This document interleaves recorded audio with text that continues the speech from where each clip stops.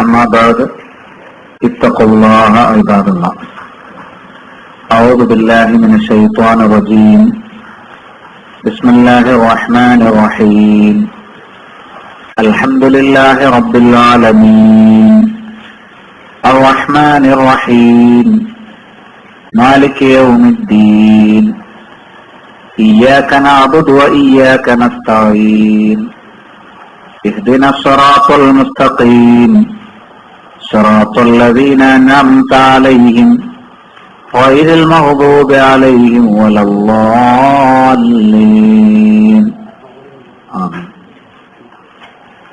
ബിസ്മില്ലാഹിർ റഹ്മാനിർ റഹീം. പരമകാരുണികനും കരുണാനിധിയുമായ അള്ളാഹുവിന്റെ നാമത്തിൽ. അള്ളാഹ് എന്ന് പറഞ്ഞാൽ ഇസ്മുൽ ജലാല എന്നാണ് പറയാ. അള്ളാഹുവിന്റെ ഏറ്റവും മഹത്തരമായ നാമം. അതിന് സ്ത്രീലിംഗോ ദ്വിവചനോ ബഹുവചനോ ഒന്നും പറയാൻ പാടില്ല. അള്ളാഹ് തന്നെ. അള്ളാഹുവിന്റെ നാമത്തിൽ എന്ന് പറയുന്നതിന് ആ ബിസ്മില്ല എന്ന് പറയുന്നതിന് തന്നെ ഒരു ബർക്കത്തുണ്ട്. എല്ലാ നല്ല കാര്യങ്ങളും നമ്മൾ തുടങ്ങേണ്ടത് ബിസ്മില്ല എന്നുള്ളത് കൊണ്ടാണ് എന്ന് പറഞ്ഞു. ഭക്ഷണം കഴിക്കുമ്പോഴും വീട്ടിലേക്ക് കയറുമ്പോഴും വീട്ടിൽ പുറത്തിറങ്ങുമ്പോഴും ഒക്കെ നമ്മൾ എന്താ പറയുന്നത്? ബിസ്മില്ല എന്നാണ് ആദ്യം പറയേണ്ടത്. ഒരാൾ വീഴാൻ പോകുമ്പോഴും പറയുന്നത് എന്താണ്? ബിസ്മില്ല എന്നാണ് പറയുന്നത്. വൈകുന്നേരം വാതില് ജനലൊക്കെ അടയ്ക്കുമ്പോഴും പാത്രം മൂടി വെക്കുമ്പോഴും എന്ത് പറയണം? ബിസ്മില്ല എന്ന് പറയണം. ബിസ്മില്ല എന്നുള്ളത് വളരെ ബർക്കത്തുള്ള ഒരു സംഗതിയാണ്. ഭാര്യാഭർത്തൃ ബന്ധത്തിന്റെ സമയത്തും ബിസ്മില്ല എന്ന് പറയണം. ഇതെല്ലാം നമ്മളെ പഠിപ്പിച്ചിട്ടുണ്ട്. സൂറത്തുൽ ഫാത്തിഹയിലെ ആയത്താണോ ഇല്ലേ എന്നുള്ള ചർച്ച നമ്മൾ വായിച്ചു. അതില് ഫാത്തിഹയിൽ ഉൾപ്പെട്ട ആയത്താണെന്നുള്ള കാര്യത്തിലാണ് ഏറ്റവും ഭൂരിപക്ഷ അഭിപ്രായമുള്ളതും യോജിപ്പുള്ളതും. പിന്നെ ഉറക്കെ ഓതേണ്ട സൂറത്തുലും ബിസ്മില്ലാഹിർ റഹ്മാനിർ റഹീം എന്ന നബി സല്ലല്ലാഹു അലൈഹി വസല്ലമ പതുക്കെ മാത്രമേ ഓതിയിട്ടുണ്ടായിരുന്നുള്ളൂ എന്ന് നമ്മൾ പറഞ്ഞു.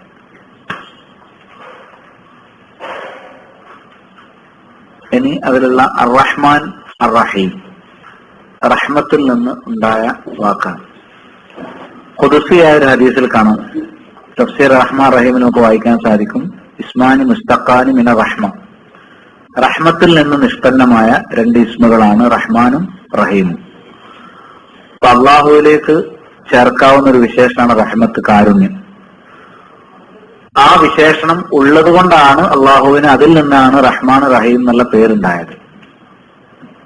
റഹ്മാൻ എന്ന് പറഞ്ഞാൽ അശബ്ദ് മുബാലഗ മിൻ റഹീം, റഹീമിനേക്കാൾ കുറെ കൂടി വിശാലമായ ആയത്തിൽ അർത്ഥം. അതാണ് റഹ്മാൻ ഉള്ളത്. എല്ലാവരോടും കരുണ കാണിക്കുന്നതെന്ന് അതിന്റെ അർത്ഥം. അതുകൊണ്ടാണ് നമ്മൾ പരമകാരുണികൻ എന്ന് പറയുന്നത്. അതായത് സത്യവിശ്വാസിയോ അവിശ്വാസിയോ നോക്കാതെ, മനുഷ്യരെന്നോ മറ്റ് ജീവജാലങ്ങളെ നോക്കാതെ എല്ലാവർക്കും അള്ളാഹ് കരുണ ചൊരിയാറുണ്ട്. അള്ളാഹിന്റെ കാരുണ്യമാണ് ഈ പ്രപഞ്ചം. അതുകൊണ്ടാണ് ഈ പ്രപഞ്ചത്തിലെ മുഴുവൻ അനുഗ്രഹങ്ങളും നമ്മൾ പ്രയോജനപ്പെടുത്തുന്ന എല്ലാ സംഗതികളും അള്ളാഹുവിന്റെ കാരുണ്യം കൊണ്ട് ലഭിക്കുന്നതാണ്. അതാണ് റഹ്മാൻ എന്ന് പേര് കിട്ടിയത്. നാം ഖുർത്തുബി അബ്ദുറഹ്മാൻ ബിൻ ഔഫ് റളിയല്ലാഹു ഹദീസ് ഇവിടെ കൊടുത്തിട്ടുണ്ട്. അദ്ദേഹം പറഞ്ഞു, റസൂലുള്ളാഹി സ്വല്ലല്ലാഹു അലൈഹി വസല്ലം പറയുന്നത് കേട്ടു. അന്നഹു സമിഅ റസൂലുള്ളാഹി സ്വല്ലല്ലാഹു അലൈഹി വസല്ലം യഖൂൽ, ഖാല അല്ലാഹു തആല, അല്ലാഹ് പറഞ്ഞിരിക്കുന്നു. അതായത് ഖുദ്സിയായ ഒരു ഹദീസാണ്. എന്താണ്? പിന്നെ അന റഹ്മാൻ ഖലഖതു റഹിമ വശഖഖതു ലഹാ ഇസ്മൻ മിൻ ഇസ്മി ഫമൻ വസലഹ വസൽതുഹു വമൻ ഖതഅ ഖതഅതുഹു. ഞാൻ പരമകാരുണികനാണ്. കുടുംബ ബന്ധത്തെ ഞാൻ പടച്ചു. ബന്ധമുണ്ടല്ലോ, അതിനെ ഞാൻ സൃഷ്ടിച്ചു. എന്നിട്ട് എന്റെ പേരിൽപ്പെട്ട ഒരു പേരിൽ നിന്ന് ഞാൻ അതിന് മുറിച്ചു നൽകി, പതിച്ചു നൽകി. കുടുംബ ബന്ധം എന്നുള്ള അറബി എന്താ പറയാ? റഹിം, റഹാം. സൂറത്തുൻ നിസായിലെ വത്തഖു യാ അയ്യുഹന്നാസു തഖൂ റബ്ബക്കുമുല്ലദീ ഖലഖക്കും മിൻ നഫ്സിൻ വാഹിദ വഖലഖ മിൻഹാ സൗജഹാ വബസ്സ മിൻഹുമാ റിജാലൻ കസീറൻ വനിസാഅ വത്തഖുല്ലാഹ അല്ലദീ തസാഅലൂന ബിഹി വൽ അർഹാം. അവിടെ അർഹാം എന്ന് എന്താണ്? കുടുംബ ബന്ധങ്ങൾ. റഹിം എന്നുള്ളതിന്റെ ബഹുവചനം. ആ പേര്, കുടുംബ ബന്ധത്തിന് ആ പേര് എന്റെ പേരിൽ നിന്നാണ് ഇട്ടത് എന്നുള്ള പറഞ്ഞു. അതിൽ നമുക്ക് എന്ത് മനസ്സിലായി? അള്ളാന്റെ പേരാണ് റഹ്മാൻ എന്ന് മനസ്സിലായി. എന്ന് പറഞ്ഞു ഫമൻ വസലഹ വസൽതുഹു, അത് ചേർത്തവനോട് ഞാനും ചേർക്കും. ഒമൻ ഖതഅ ഖതഅതുഹു, അത് മുറിച്ചവനോട് ഞാനും മുറിക്കും. കുടുംബബന്ധം ചേർത്താൽ അള്ള ബന്ധം ചേർക്കും, കുടുംബബന്ധം മുറിച്ചാൽ അള്ള ബന്ധം മുറിക്കും. അതാണ് പിന്നെ അബൂദാവൂദിന്റെ സുനനിൽ സ്വഹീഹായി വന്നിട്ടുള്ള, തിർമിദിയിലൊക്കെ വന്നിട്ടുള്ള ഹദീസിൽ കാണാൻ കഴിയുന്നത്. ഇതിൽ നിന്നാണ് നമ്മൾ പറഞ്ഞത് റഹ്മത്ത് എന്ന വാക്കിൽ നിന്ന് നിഷ്പന്നമായ പേരാണെന്ത്? റഹ്മാൻ എന്നുള്ളത്. ഈ ഹദീസിന്റെ അടിസ്ഥാനത്തിലാണ് പറഞ്ഞിരിക്കുന്നത്. ഇനി റഹീം എന്നുള്ള വാക്ക് അത് റഹ്മാനെ പോലെയല്ല. റഹ്മാൻ എന്നുള്ള പേര് അള്ളാഹിനെ പറ്റി മാത്രമേ പറയാൻ പാടുള്ളൂ. റഹീം എന്നുള്ള വാക്ക് സൃഷ്ടികളെ കുറിച്ച്, ഇപ്പൊ റസൂലുള്ളാഹി സ്വല്ലല്ലാഹു അലൈഹി വസല്ലമയെ കുറിച്ച് എന്ത് പറഞ്ഞിട്ടുണ്ട്? പിന്നെ വകാന ബിൽ മുഅ്മിനീന റഹീമ, മുഅ്മിനുകളോട് കരുണയുള്ളവൻ. റഹീം എന്നുള്ള വാക്ക് നബി സ്വല്ലല്ലാഹു അലൈഹി വസല്ലം ഉപയോഗിച്ചിട്ടുണ്ട്. സത്യവിശ്വാസികളെ സംബന്ധിച്ച് റഹമാഉ ബൈനഹും, അവർ പരസ്പരം കാരുണ്യമുള്ളവരാണ്. റഹീം എന്നുള്ളതിന്റെ ബഹുവചനാണ് റഹമാ. പക്ഷെ റഹ്മാൻ ഒരു കാരണവശാലും സൃഷ്ടികളെ കുറിച്ച് എന്ത് ചെയ്യാറില്ല, ഉപയോഗിക്കാറില്ല. റഹീം എന്നുള്ള വാക്ക് സൃഷ്ടികളെ കുറിച്ച് പറയുമ്പോൾ അർത്ഥം വ്യത്യാസമുണ്ട്, അള്ളാഹിനെ പറ്റി പറയുമ്പോൾ അർത്ഥം വ്യത്യാസമുണ്ട്. സൃഷ്ടികളെ പറ്റി പറയുമ്പോൾ കാരുണ്യമുള്ള ആളിനെ അർത്ഥമുള്ളൂ. അള്ളാഹിനെ പറ്റി പറയുമ്പോൾ റഹീം എന്ന് പറഞ്ഞാൽ സ്വർഗം നൽകുന്നവെന്ന് അർത്ഥം. ഇബ്നു അബ്ബാസ് റളിയല്ലാഹു അൻഹു പറഞ്ഞിരിക്കുന്നത് റഹീമുൻ റഹ്മാനുൻ ഫി ദുനിയ വ റഹീമുൻ ഫിൽ ആഖിറ. അടുത്ത പാരഗ്രാഫിന് അവസാനത്ത് കാണാം റഹ്മാന ദുനിയാ വൽ ആഖിറതി വ റഹീമഹുമ എന്നും കാണാം. ഇബ്നു അബ്ബാസ് എന്ന അഭിപ്രായം അനുസരിച്ച് എന്താണ്? റഹ്മാനുൻ ഫി ദുനിയ റഹീമുൻ ഫിൽ ആഖിറ. എന്താ? ദുനിയാവിൽ കരുണ ചൊരിയുന്നവൻ, ആഖിറത്തിൽ കരുണ ചൊരിയുന്നവൻ. എന്താ ദുനിയാവിലെ കാരുണ്യവും ആഖിറത്തിലെ കാരുണ്യവും തമ്മിലുള്ള വ്യത്യാസം എന്താ? എന്താ വ്യത്യാസം? ദുനിയാവിലെ കാരുണ്യം എന്ന് പറഞ്ഞാൽ അത് എല്ലാവരോടും, വിശ്വാസി അവിശ്വാസികളുടെ വ്യത്യാസമല്ല. മുസ്ലിമിനോടും അമുസ്ലിമിനോടൊക്കെ അള്ള എന്ത് ചെയ്യുന്നുണ്ട്? എല്ലാവർക്കും ജീവൻ കൊടുക്കുന്നുണ്ട്, എല്ലാവർക്കും വെള്ളം കൊടുക്കുന്നുണ്ട്, വായു കൊടുക്കുന്നുണ്ട്, സ്നേഹം കൊടുക്കുന്നുണ്ട്, സന്തോഷം കൊടുക്കുന്നുണ്ട്, എല്ലാവർക്കും അള്ള കൊടുക്കുന്നുണ്ട്. പക്ഷേ മരണം മുതൽ കഥ മാറി. മരിക്കുന്ന സമയത്തും മരിച്ചു കഴിഞ്ഞാൽ ബർസഖിലും ഉയർത്തെഴുന്നേൽപ്പിൽ മഹ്ശറിലും അത് കഴിഞ്ഞാലും ഒക്കെ അള്ളാന്റെ കാരുണ്യം ആർക്ക് മാത്രമേ ഉള്ളൂ? മുവഹിദുകൾക്ക് മാത്രമേ ഉള്ളൂ, സത്യവിശ്വാസികൾക്ക് മാത്രമേ ഉള്ളൂ, മുഅ്മിനുകൾക്ക്. അതുകൊണ്ടാണ് റഹീമുൻ ഫിൽ ആഖിറ എന്ന്. ആഖിറത്തിൽ കരുണ, വിശ്വാസികളോട് കരുണ ചൊരിയുന്നവൻ റഹ്മത്ത്. അതാണ് അതിൽ മനസ്സിരുത്തേണ്ട ഒരു കാര്യം. അപ്പൊ നമ്മെ സംബന്ധിച്ചിടത്തോളം പിന്നെ എല്ലാ തരത്തിലുള്ള കാരുണ്യവും അള്ളാഹുവിന്റെ കയ്യിലുണ്ട്. ഇവിടെ രണ്ടാമത്തെ പാരഗ്രാഫിൽ ഖാലൽ ഖുർത്തുബി എന്ന് പറഞ്ഞതിന്റെ അവസാനത്തിൽ കാണാം റഹീമു ഇന്നമാ ഹുവ മിൻ ജിഹത്തിൽ മുഅ്മിനീൻ. റഹീം എന്ന പേര് മുഅ്മിനുകളുമായി ബന്ധപ്പെട്ടാണ്. അതാണ് അള്ളാഹിനെ പറ്റി വകാന ബിൽ മുഅ്മിനീന റഹീമ, അള്ളാഹു മുഅ്മിനുകളോട് കരുണയുള്ളവൻ. അതാണ് ഇബ്നു അബ്ബാസ് പറഞ്ഞ ഇസ്മാൻ റഖീഖാനി അഹദുഹുമ അറഖ് മിനൽ ആഖിർ. അത് രണ്ടും എന്താണ്? സൗമ്യതയുടെ പേരാണ്. അതിൽ ഒന്നിനേക്കാൾ കൂടുതൽ സൗമ്യത ഉണ്ട് എന്നർത്ഥം. അക്സർ റഹ്മാനാണ്. കൂടുതൽ റഹ്മത്ത് കാണിക്കുമ്പോൾ എന്ത് പറയുന്നത്? റഹ്മാൻ എന്ന് പറയുന്നത്. ഇനി റഹ്മാനു ലി ജമീഇൽ ഖൽഖി, റഹ്മാൻ എന്ന് പറഞ്ഞാൽ എല്ലാ പടപ്പുകളോടും. അതാണ് വിശ്വാസി അവിശ്വാസി എന്നുള്ള വ്യത്യാസമല്ല. റഹീം എന്ന് പറഞ്ഞാലോ ബിൽ മുഅ്മിനീൻ, ആരോട്? വിശ്വാസിയോട്. അതുകൊണ്ടാണ് ഞാൻ പറഞ്ഞത് റഹ്മാനുൻ ഫി ദുനിയ റഹീമുൻ ഫിൽ ആഖിറ. Ibn Abbas വാചകമാണത്. എല്ലാവരോടും ഉള്ള കാരണം കാണിക്കുന്നുണ്ട് അല്ലേ? ആ അർത്ഥത്തിലാണ് അള്ളാഹുവിന് റഹ്മാൻ എന്ന് പേര് കിട്ടിയിരിക്കുന്നത്.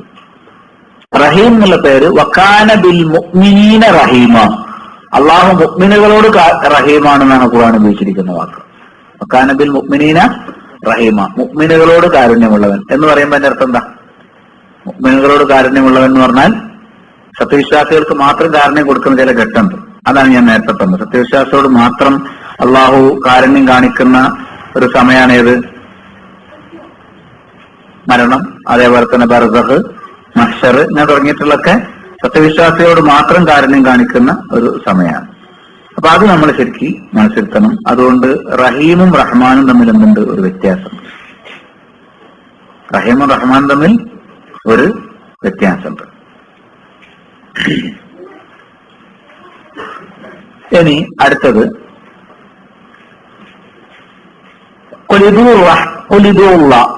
റഹ്മാൻ അയ്യമ്മാ തദൂ ഫലഹുൽ അസ്മാഉൽ ഹുസ്ന. നിങ്ങൾക്ക് അള്ളാഹ് എന്ന് വിളിക്കാം, അവിദൂർ റഹ്മാൻ, അല്ലെങ്കിൽ നിങ്ങൾക്ക് എന്ത് വിളിക്കാം?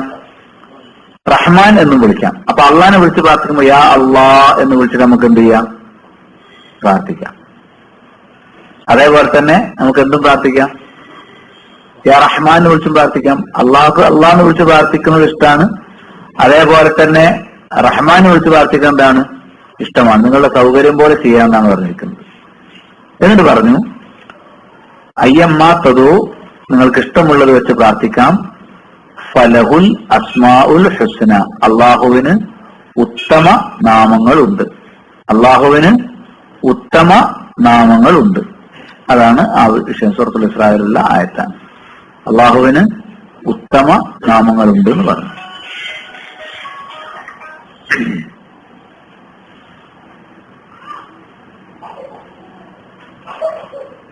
പിന്നെ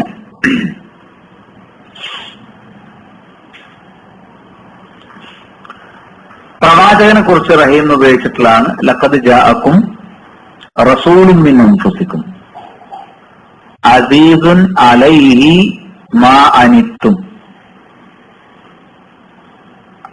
പ്രവാചകനെ പറ്റി പറയാണ് എന്ത്? നിങ്ങൾക്കൊരു റസൂൽ വന്നിരിക്കുന്നു, നിങ്ങളിൽ നിന്നുള്ള റസൂൽ. നിങ്ങൾക്ക് വന്ന റസൂൽ എങ്ങനത്തെ റസൂലാണ്? നിങ്ങളിൽ നിന്നുള്ള റസൂൽ. നിങ്ങൾക്കൊരു റസൂൽ വന്നിരിക്കുന്നു, നിങ്ങളിൽ നിന്നുള്ള റസൂൽ വന്നിരിക്കുന്നു. അദ്ദേഹത്തിന്റെ പ്രത്യേകത എന്താണ്? അസീസുൻ അലൈഹി മാ അനിത്തും. നിങ്ങൾക്ക് പ്രയാസമുള്ള കാര്യങ്ങൾ അദ്ദേഹത്തിനും പ്രയാസമാണ്. ഹരീസുൻ അലൈക്കും, അദ്ദേഹം നിങ്ങളോട് താല്പര്യമുള്ളയാളാണ്. അതേപോലെ തന്നെ ബിൽ മുഅ്മിനീന റഊഫുർ റഹീം, മുഅ്മിനുകളോട് കനിവുള്ളവനും റഹ്മത്തുള്ളവനുമാണ്. ഇവിടെ റഊഫുർ റഹീം എന്ന് പറഞ്ഞാൽ ആരെ കുറിച്ചാണ്? മുഹമ്മദ് സ്വല്ലല്ലാഹു അലൈഹി വസല്ലം. സൂറത്ത് തൗബയിലെ 128-ാമത്തെ ആയത്ത്.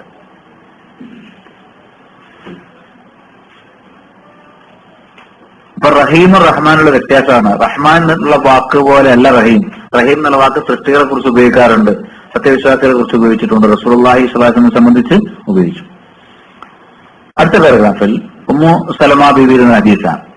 അന്ന റസൂലുള്ളാഹി സ്വല്ലല്ലാഹു അലൈഹി വസല്ലം കാന യഖ്തഉ ഖിറാഅതഹു ഹർഫൻ ഹർഫൻ. നബി സല്ലല്ലാഹു അലൈഹി വസല്ലം ഓതുമ്പോൾ മുറിച്ചു മുറിച്ചാണ് ബിസ്മില്ലാഹി അർറഹ്മാനി അർറഹീം എന്നിങ്ങനെ റസൂലുള്ളാഹി സ്വല്ലല്ലാഹു അലൈഹി വസല്ലം എന്ത് ചെയ്യാറുണ്ട്? മുറിച്ച് മുറിച്ച് ഓതാറുണ്ട്. ഫാത്തിഹ ഓതുമ്പോൾ റസൂൽ എന്ത് ചെയ്യും? മുറിച്ച് മുറിച്ച് പല സന്ദർഭങ്ങളിലും ഓതാറുണ്ടായിരുന്നാണ്. അപ്പൊ അങ്ങനെയും ഓതാം എന്നാണ് അർത്ഥം. എന്നിട്ട് ആ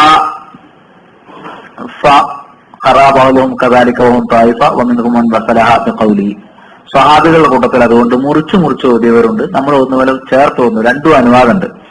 അപ്പൊ സൂറത്തുൽ ഫാത്തിഹ ഓതുമ്പോൾ അത് മുറിച്ചു മുറിച്ച് ഓരോ വാക്കും വേർതിരിച്ച് ഓതാനും അനുവാദമുണ്ട് എന്ന് പറയുന്ന ഒരു ഹദീസാണ് ഉമ്മു സലമ ബീവിയിൽ നിന്ന് ഇവിടെ റിപ്പോർട്ട് ചെയ്ത് കൊടുത്തിരിക്കുന്നത്. ഇനി അടുത്ത ആയത്ത്, അൽഹംദുലില്ലാഹി റബ്ബിൽ ആലമീൻ. സർവലോക രക്ഷിതാവായ അള്ളാഹുവിന് സർവസ്തുതി. സർവലോക രക്ഷിതാവായ അള്ളാഹുവിന് സർവസ്തുതിയും. അൽഹംദു എന്ന് പറഞ്ഞാൽ സാക്ഷാൽ സ്തുതി.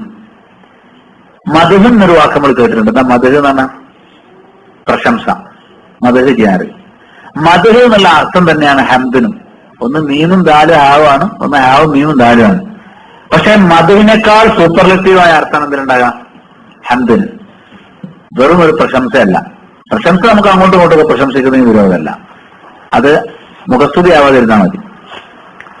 തമല്ലുക്കാണ് ഇസ്ലാം വിലക്കിയത്. തമല്ലുക്ക് എന്ന് പറഞ്ഞാൽ എന്താ? മുഖസ്തുതി. കാര്യം നേടാൻ വേണ്ടിയിട്ട് ഇല്ലാത്ത പറഞ്ഞാൽ എന്താ പറയാ? തമല്ലുക്ക്. ഒരാളുടെ ഗുണം അയാളുടെ എടുത്തു പറയുന്നതിന് ഇസ്ലാമിൽ വിലക്കൊന്നുമില്ല. ഉണ്ടോ? നമ്മളൊരാളിൽ നന്മ കണ്ടാൽ നല്ല നന്മ കണ്ടു, എനിക്കത് ഇഷ്ടമാണെന്ന് പറഞ്ഞതിന് വിരോധമൊന്നുമില്ല. മദ്ഹ് ഇസ്ലാം വിലക്കിയിട്ടില്ല. ഇസ്ലാം വിലക്കി എന്താണ്? തമല്ലുക്കാണ്. എന്താ തമല്ലുക്ക് എന്ന് പറഞ്ഞാൽ? മുഖസ്തുതി പറയാം. ഒരാളെ മുഖത്ത് നോക്കിയിട്ട് എന്തെങ്കിലും കാര്യലാഭത്തിന് വേണ്ടിയിട്ട് അയാളെ പ്രശംസിച്ച് അങ്ങനെ പറയാം. അതാണ് പാടില്ലാത്തത്. ഒരാൾക്ക് ഉള്ള യോഗ്യത മൂടി വെക്കേണ്ട കാര്യമൊന്നുമില്ല. അയാളുടെ നമുക്ക് എന്ത് ചെയ്യാം? തുറന്നു പറയുന്നതിന് വിരോധമല്ല. ഒരാള് നിങ്ങളെ പ്രശംസിക്കുന്നത് കേട്ടാൽ അത് ആത്മാർത്ഥമായ പ്രശംസയാണെങ്കിൽ അള്ളാഹു സുബ്ഹാനഹു വ തആല ആ വിഷയത്തിൽ നിങ്ങൾക്ക് പരലോകത്ത് തരാനിരിക്കുന്ന പ്രതിഫലത്തിന്റെ മുന്നറിയിപ്പാണ് എന്ന്, സന്തോഷ വാർത്തയാണ് എന്ന് ആര് പറഞ്ഞിട്ടുണ്ട്? റസൂലുള്ളാഹി സ്വല്ലല്ലാഹു അലൈഹി വസല്ലം. അപ്പൊ മദ്ഹും തമല്ലുക്കും വ്യത്യാസമുണ്ട്. ഇവിടെ മദ്ഹുമല്ല, മദ്ഹിനേക്കാൾ ആയത്തുള്ളത് അതാണ് അന്ത്. അന്ത് അള്ളാഹ്ക്ക് മാത്രമേ കിട്ടൂ. അത് അൽഹംദുലില്ലാഹ് ബിസ്മില്ലാ എന്ന് പറഞ്ഞ മാതിരി തന്നെയാണെന്ത്? ഹംദ് ആണ് ശരിക്കും ശുക്റാണ്, നന്ദി. അത് വളരെ പ്രത്യേകം പോരിശല. ഏത് സന്ദർഭത്തിലും ഏതൊരു ഖൈറുണ്ടായാലും നമ്മൾ എന്ത് പറയണം? അൽഹംദുലില്ലാ. ഒരു പ്രയാസം ഉണ്ടായാലും കൂടി നമ്മൾ പറയേണ്ടത് എന്താണ്? അൽഹംദുലില്ലാ. ഒരു പ്രയാസം അൽഹംദുലില്ലാ അലാ കുല്ലി ഹാൽ. ഒരു പ്രയാസം ഉണ്ടായാലും എന്താ പറയേണ്ടത്? എല്ലാ അവസ്ഥയിലും അള്ളാഹുവിന് സ്തുതി. കാരണം അള്ളാഹ് എനിക്ക് തന്നിട്ടുണ്ടെങ്കിൽ ഒരു ഗുണമുണ്ട്. ഈ പ്രയാസം ഞാൻ സഹിച്ചതിന് പകരമായി അള്ളാന്റെ പാപങ്ങൾ പുറത്തു വരും, അല്ലെങ്കിൽ ഇതിനേക്കാൾ വലിയൊരു പ്രയാസമല്ല അള്ളാൻ എന്തെങ്കിലും രക്ഷപ്പെടുത്തി. ഒരുപാട് ആശയങ്ങൾ അതിലുണ്ടാവും. അപ്പം ഒരു വേദന വരുമ്പോഴും നമ്മൾ പറയേണ്ടത് എന്താണ്? അൽഹംദുലില്ലാ. നമുക്കൊരു അപകടം പറ്റിയെന്ന് കേട്ടല്ലോ എന്നൊരാൾ ചോദിച്ചാൽ അൽഹംദുലില്ലാ, ഇത്ര ഉണ്ടായിട്ടുള്ളൂ, അതിലപ്പുറം ഉണ്ടായിട്ടില്ല. അപ്പോൾ നമ്മൾ എന്താ പറയുന്നത്? അൽഹംദുലില്ലാ. എന്താ അങ്ങനെ പറയാനുള്ള കാരണം? അൽഹംദുലില്ലാ അലാ കുല്ലി ഹാൽ, ഏതവസ്ഥയിലും അൽഹംദു എന്ന് പറയണം. അപ്പൊ ഹംദ് എന്ന് പറഞ്ഞാൽ ശുക്റാണ്, അള്ളാഹുവിന് നമ്മൾ കാണിക്കുന്ന ഒരു നന്ദിയാണ്. മനസ്സിലായില്ലേ? അത് എന്താ പറയാ? ഇബ്നു അബ്ബാസ് ഒരിക്കൽ പറഞ്ഞത് റഅ്സു ശുക്രി അൽഹംദുന, ശുക്റിന്റെ ശിഖരമാണ് ഹംദ്. ശുക്റിന്റെ നന്ദി കാണിക്കുന്നതിൽ ഏറ്റവും ഉയർന്ന രൂപമാണെന്ത്? അൽഹംദു. അള്ളാഹ് നമുക്ക് തന്നൊരു ഹൈറിന് അൽഹംദുലില്ലാ എന്ന് പറഞ്ഞാൽ അള്ളാഹുവിന്റെ ഏറ്റവും വലിയ നന്ദി തന്നെയാണ്. അതാണ് അതിൽ ശ്രദ്ധിക്കേണ്ട കാര്യം. മനസ്സിലായില്ലേ? ഉദ്ദേശിക്കുന്നത് അശ്ശുക്റു ലില്ലാഹി ഖാലിസൻ ദൂന സായിരി മാ യുഅബദു മിൻ ദൂനി, മറ്റു ആരാധിക്കപ്പെടുന്ന സൃഷ്ടികൾക്കൊന്നും നൽകാതെ അള്ളാഹുവിന് മാത്രമായി നാം നൽകുന്ന നന്ദിയെയാണ് ശുക്ർ, ഹംദ് എന്ന് പറയാം. വേറെ സൃഷ്ടികൾക്കൊന്നും കൊടുക്കാതെ അള്ളാഹ്ക്ക് മാത്രം കൊടുക്കുന്ന നന്ദിക്കാണ് എന്ത് പറയുന്നത്? ഹംദ് എന്ന്. അപ്പൊ ഇബാദത്താണ്.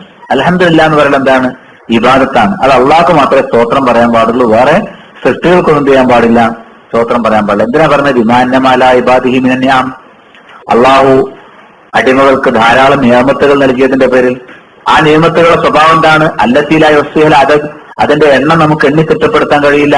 വലാ യുഹീതു ബി അദദിഹാ ഗൈറുഹു അഹദ്, അള്ളാഹുവിനല്ലാത്ത ഒരാൾക്കും അതിന്റെ എണ്ണം എത്രയെന്ന് അറിയില്ല. ഫി തസ്ഹീഹിൽ ആലാത്തി ലിതാഅത്തിഹി വതംകീനി ജവാരിഹി അജ്സാമിൽ മുകല്ലിഫീന ലിഅദാഇ ഫറായിലിഹി മാ ബസത ലഹും ഫി ദുനിയാഹും മിൻ റിസ്ഖി വഗദാഹും മിൻ നഈമിൽ ഐശി من غير استحقاق منه ذلك عليه وما ما نبههم عليه ودعاهم إليه من الأسباب المؤدية إلى دوام الخلود في دار المقام في النعيم المقيم فلربنا الحمد على ذلك كله أولا وآخرا. എന്തെല്ലാം കാര്യങ്ങൾ പറഞ്ഞു? അള്ളാഹു നമുക്ക് നൽകിയിരിക്കുന്ന ഒരുപാട് അനുഗ്രഹങ്ങൾ. അതിൽ ഏറ്റവും പ്രധാനപ്പെട്ടത് നമുക്ക് അള്ളാഹുവിന് ഇബാദത്ത് ചെയ്യാനുള്ള അനുഗ്രഹം തന്നെ ഉള്ളതൊന്നും, അതായത് ഹിദായത്ത് ഒന്നും. അതിന്റെ പുറമെ അള്ളാഹു നൽകിയ ജീവിത സൗകര്യങ്ങൾ, ഇവിടെയുള്ള സന്തോഷങ്ങൾ, അതെല്ലാം നമ്മളെ ഓർമ്മിപ്പിക്കും. അതൊക്കെ നമ്മൾ ചിന്തിക്കും. ഇതൊക്കെ അള്ളയാണ് തന്നതെന്നൊക്കെ നമ്മുടെ മനസ്സിലേക്ക് വരുന്ന ഒരു സംഗതിയാണെന്ത്? അൽഹംദുലില്ലാ എന്ന് പറയുമ്പോൾ ഇത് കേവലം രണ്ട് വാക്കുകളല്ല. ശരിക്കും പ്രപഞ്ചനാഥനായ അള്ളാഹു നമുക്ക് ചൊരിഞ്ഞു തന്നിരിക്കുന്ന അനുഗ്രഹങ്ങളൊക്കെ കൂടി മനസ്സിലേക്ക് വരുന്ന സന്ദർഭമാണെന്ത്? അൽഹംദുലില്ലാ എന്നുള്ളത്. ഇതെല്ലാം എനിക്ക് നൽകിയ അള്ളാഹുവിനാണ് ആദ്യത്തെ സ്തുതിയും അവസാനത്തെ സ്തുതിയും. അപ്പൊ സാക്ഷാൽ സ്തുതി നമ്മൾ ആർക്ക് മാത്രമേ കൊടുക്കുള്ളൂ? അള്ളാഹുവിന് മാത്രമേ കൊടുക്കുള്ളൂ.